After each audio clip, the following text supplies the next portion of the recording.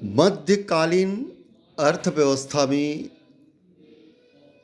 राजस्व व्यवस्था के अंतर्गत खुद काश्त, पाही काश्त कृषकों के अतिरिक्त गांव में कुछ ऐसे काश्तकार भी थे जो जमीन मालिकों द्वारा खेती करने के लिए रखे जाते थे।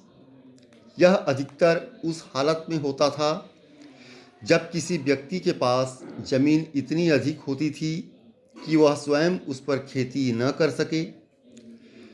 ऐसे में वह कुछ लोगों के नाम जमीन उठा देता था और ये लोग मुजारे की श्रेणी में आते थे।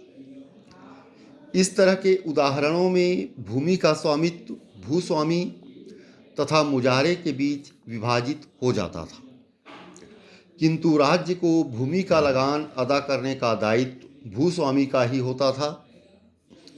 मुजारे भी वंश परंपरा से प्राप्त भूमि के तब तक पूरी तरह से हकदार थे जब तक वे भूस्वामी को लगान देते रहें अथवा जब तक वे उस भूमि पर अपना हक कायम रखना चाहते हैं। ग्रामीण क्षेत्रों के आर्थिक संबंधों में परंपरागत सामाजिक नियमों का अपना एक अति महत्वपूर्ण स्थान था।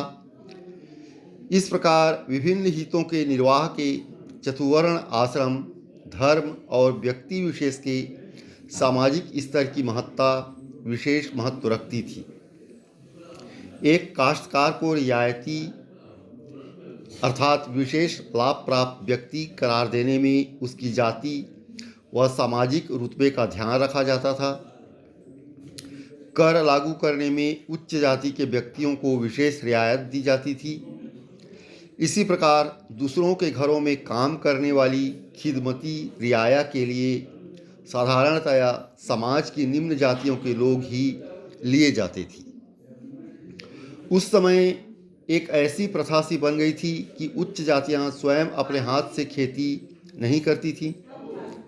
इस परंपरा के कारण यह आवश्यक सा हो जाता था कि ऐसे लोग दूसरी जाति के लोगों को खेती के काम के लिए रखें। वर्ण व्यवस्था का एक और उदाहरण इस बात से मिलता है कि कुछ काम धंधों पर किन्हीं जाति विशेष का एकाधिकार सा हो गया था। जैसे कपड़े बुनने का काम जुलाहों को छोड़कर और कोई नहीं करता था। फिर भी यह कहना कठिन होगा कि समाज की आर्थिक गतिविधियों में वर्ण प्रथा ने एक अभेद्य व अपरिवर्तनशील विभाजन ला खड़ा किया था। स्वयं वर्ण संस्था भी नई आर्थिक परिस्थितियों से टकराव में आ रही थी और फलतः उससे प्रभावित भी हो रही थी। समाज में एक व्यक्ति या जाति का रुतबा कालांतर में उसकी आर्थिक स्थिति के कारण धीरे धीरे बदल भी सकता था। कई व्यक्ति गांव में आर्थिक रूप से संतुष्ट न होने के कारण दूसरे काम ढूंढने के लिए बाहर भी जा सकते थे। कुल मिलाकर यद्यपि पुरानी परंपराओं की पकड़ कुछ क्षेत्रों में अब भी बहुत शक्तिशाली थी, तथापि समाज में एक अपरिवर्तनशील आर्थिक संबंधों की कल्पना नहीं की जा सकती। कृषक के मालिकाना अधिकारों से पृथक वे जमींदारी अधिकार थे जिन्हें हम बीच की श्रेणी में रख सकते हैं। इस श्रेणी में मुकद्दम, चौधरी, कानूनगो, खूत, देशपांडे, देशमुख, ताल्लुकेदार जैसे कई अधिकारी थे। इन अधिकारियों का मुख्य कार्य निचले स्तरों से कर जमा करना था। इनके अधिकार भूमि की मिल्कियत पर आधारित नहीं थे, बल्कि उनका स्रोत सरकारी सेवा या खिदमत में था।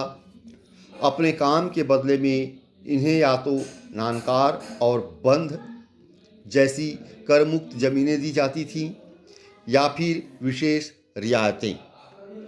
इस श्रेणी के अधिकारियों का राजस्व व्यवस्था में तो महत्वपूर्ण स्थान था, साथ ही ये एक प्रकार से सरकार और निचले स्थानीय स्तरों के बीच सेतु का कार्य करते थे। इस प्रकार ये लोग मुगल साम्राज्य व्यवस्था की एक महत्वपूर्ण कड़ी थे। इस प्रकार मध्यकालीन अर्थव्यवस्था में शीर्ष से लेकर निचले स्तर तक एक श्रृंखला होती थी और ये राजस्व व्यवस्था में अहम भूमिका अदा करते थे।